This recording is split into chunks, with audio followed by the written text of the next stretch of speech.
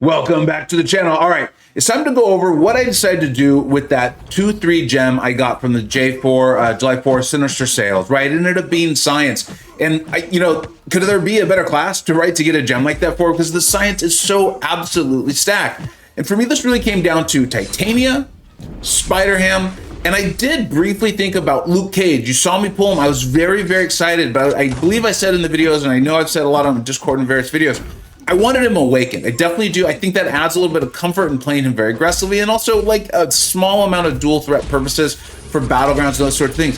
He's great. He's phenomenal. Jaeger showed that over and over. And the other thing is my boy DLL, Daddy Longlegs, champion designer, friends for like 6 years. I had a hand in that, which always goes to show you he's probably going to be pretty good. And then Titania here. Look at this. Like any champion that can do this sort of thing to Nick Fury makes me very, very excited. I love her. And then Silk. I still have not been able to really latch on with Silk. For whatever reason, a lot of you told me how great she is, and I appreciate that. I'm going to continue to play her, and she's starting to click a little bit better. Look at that. That was fun. That was a lot of fun. I'm going to pause this for a second, but Silk, she fell out of the running. So this really came down to Titania and Spider-Ham. We're going to look at some fights, some videos from them, and then I did make a decision. We'll take a look at that. So here we are. This is after... Huge shout out to Trappy, right? I've been playing Titania for I think years now. I love her. I love saying why have a chair if you're not going to throw it? I love going to the SP3 even though I don't need to sometimes. Yeah, sometimes I've lost Battlegrounds matches for. I don't care. I'm having fun. And shout out to Trappy. Really showed that you can get to your SP3 with Titania when played a very specific way. A lot of it has to do with the suppressions she's putting on, right? And you can see I'm holding block, right? I'm shortening my combos and those sorts of things. But look at this. We're going to use our striker, and we're going to get all the way to our SP3, throw that, right? And then that's going to cause us to go indestructible, unblockable, unstoppable, all those things. So even if, and the AI is doing this a little bit more lately, right? Yeah, oh yeah, they are. Even if he doesn't stay intimidated, I would be okay. But they are starting to play along with Titania again. And boom, that's done. And to be able to just completely avoid a champion specials like that, like we just did against that Bishop, and you're going to see here in this next fight too, that's massive. It's not quite as big for me as a massive power gain champion, but it's similar to what you've seen me show you with Shocker and why I love Shocker so much. If you make mistakes, I make mistakes, right? Or if you don't know every champion's decks perfectly and those sorts of things, this is massive. This is massive. It's part of why I like her. And the key word is part, right? Remember, she is buff immune. We talk about that all the time on this channel. Buff immunity, you got my attention, right? You got my curiosity. And then you start adding on these other things, you've got me fully focused and excited, right? And so we're going to do the same thing here. I'm going to misplace a little bit with Onslaught. At least I thought I was going to. I think I will at some point, right? Because he's going to get that crush debuff, which will make him be a little bit unblockable. It's right here when you cross the level into 20. So yeah, there it was. Okay, so I knew I misplayed something a little bit. That's fine. Ultimately, you're going to see the result of this, though. It's going to be a very, very nice fight. We get to our special 3. We're going to throw it. And this is all at rank 2. Just to make it clear. This footage I'm showing you now is all rank 2. It's going to be rank 2 for Spider-Ham too. So if you have a rank 2 Titania or a 6-star rank 5 Ascended, you can expect similar results, right? So that's really great. That's a great score against Onslaught. I'm really happy with that. I know some champions can go faster. I'm really pumped up with that. And questing, war, all the other things, I use her for too. I just like to play Battlegrounds, so I show those a lot. Now, this is also Spider-Ham, and I've loved Spider-Ham for a long time. I did the review video on him forever ago. He was brand new in the game. I really liked him. I was like, we got a thing here. And I think Battlegrounds is where he's really gotten to show. He's good in questing. He's very good in war if you can get him assigned and things like that. Or if you're in an alliance where you can just go in and do your own thing. But he's phenomenal in Battlegrounds. He's a pretty good defender if you don't have a counter. And then also, you can see how good he can be, right, on attack, right? This is just his porker poppers. And, Pablo has done a lot of advanced stats on it and shown it to us. And I am going to do, whichever champion I don't pick, one, I'm going to do a showcase on them, and I'm definitely going to do a showcase on the rank 3 champion as well. But you're seeing how this is working out for Spider-Ham. And then one of the things I really want to point out is, look how long this fight has gone on, right? You've seen I've been punishing the specials very well of Kindred, all that stuff. But there's also some extra nuggets in here, and I really think that's important for you to know. And I talked about this in the How to Fight Kindred video. Spider-Verse heroes get an extra pause, and that's why we're only at 29 of his, like, I think it's called the Outbreak or whatever. You can see it in the upper left corner. And then also his signature ability, their signature ability, Kindred, kicks in at 30. Because of that, even though I got the root here and I didn't time it up perfectly, we don't get the Nightmare Outbreak or whatever it's called. So we're good to go. A lot of that Spider-Verse heroes, it's from knowing how to do the punishes.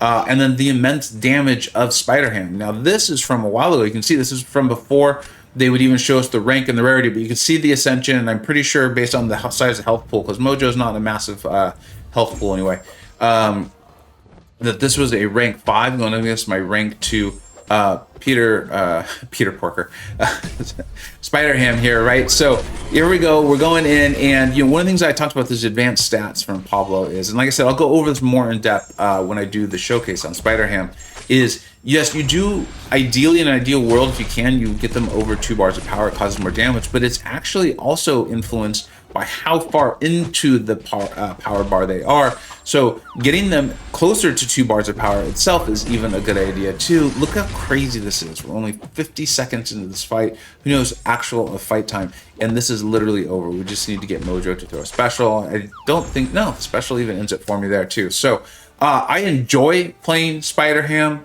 I was able to move Luke Cage and Silk out of the picture quickly from just one newness, although Luke Cage is been in the game forever, the buff is relatively new, and then Silk, new to me, pulled her late as a 7-star, still don't have her awakened, so it really came down to Spider-Ham and Titania. I have great history with both of them. I've played Titania more, though, recently, but then this fight happened. This is a rank 3 null.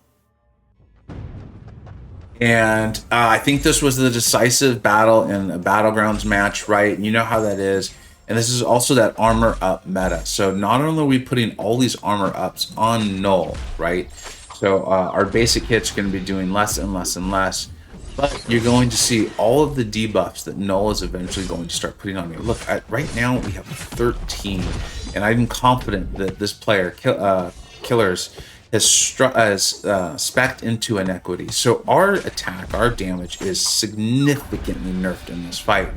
And, I was pretty sure that was going to be the case, but once I caught onto it, I just knew, and I was like, okay, Spider-Ham, it feels weird, right? Because he's such a silly character. I was like, we got to dig down. Like, we can't, this fight is going to be a gruel. It's going to be a while, it's going to be difficult, but we can stick with this, and we're going to continue to get our Porker Poppers up. If our Spider nonsense gets high enough, I will try, if I can, to land heavy to take 2 down, right? That's one of the things that can really be helpful with Spider-Ham in getting your Porker Poppers refreshed when they pop. So we're at 9. I really should have heavied there, but I was concentrating so much on trying to not let Null throw his SP1. And so right there, all my Spider nonsense fell off. That's not great, but we're getting towards the end of the fight. That's fine. I'm really concentrating on what I can control. I remember this. And then Null goes down, and we actually win the fight. Now, going up against Bullseye, like Bullseye does that to everybody. So fine, whatever, right? Like, it was a great match to Killers. Like, I've had fights even worse against Bullseye. But the thing to concentrate on was that Spider-Ham came through, and he's that dual threat that I always want. It's very helpful to me in Battlegrounds to be able to draft someone and then not have my opponent know, is Vega going to use him offensively or defensively, and I can just figure it out as the draft goes on. And then to be able to place him and take out a rank 3 null like that, extremely, extremely valuable. I had to really think this one through.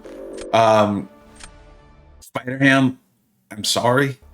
I love you. I think you're great, but I did go with Titania. This was like choosing between, I don't know. I love them both. I genuinely love them both. I'm just more comfortable. I've played more with Titania, mainly due to all my war experience in SSX and in 4 Loki. I think I did play a lot of Titania in 4 Loki. That was a lot of Spider-Man. So maybe it was actually more in SSX. I did go with Titania. Now, the current Battlegrounds meta has not been phenomenal for her with all the armor up and things like that. So I haven't used her as much. She's constantly in my deck, though. She's still great.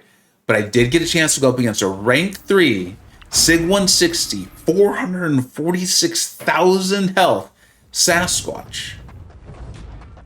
And watch this. I could not have been more pleased. I've actually, I think, only taken 2 fights with her since I've taken her to rank 3. One was a Kate Bishop. It was just, again, very Battlegrounds-esque. Got into the last match. Me and my opponent, I don't think they had drawn it up that way. I know I hadn't. And I did get a little bit lucky. She actually went red right before I was able to get into my Haymaker series.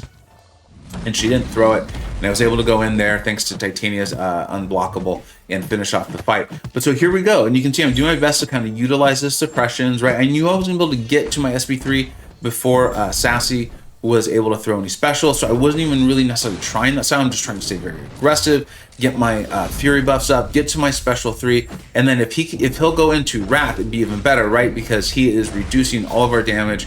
But Titania hit so hard. This is a rank 3 Titania. She hit so hard. He is nerfing our damage significantly with his 6 stacks of Rage there. I think it's called Rage. He never goes into Wrath of Tanarak, and it doesn't matter. We still come out with a score above 50,000, right? 50,000.464. You place your rank 3 Sasquatch, and you're definitely hoping for a better result than that.